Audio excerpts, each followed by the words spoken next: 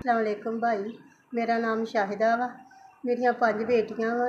मैं बच्ची दी निकाह करना वा थोड़े जियां ने बुला के, ते मेरे को कोई गुंजाइश नहीं है घर च।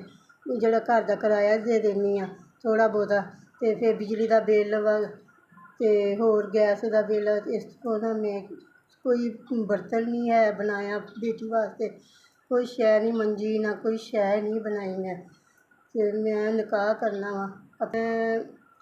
अपनी मेहनत करदी थोड़ी बहुत लोगों के घर भांडे धोनी आ।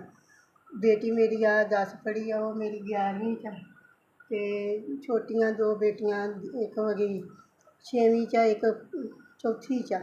ते यही कोशिश है, मैनू शौक भी है अपनी बच्चियां पढ़ाउण दा।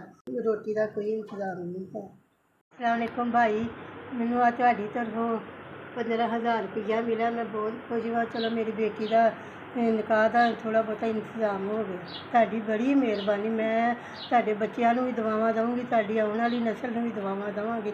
मैं बड़ी खुश हो गई जे मेरी परेशानी काफ़ी दूर हो गई है जी। होर भी दुआवां देवांगी, हुण भी देनी पई आ। बच्चों भी सेहत देवे।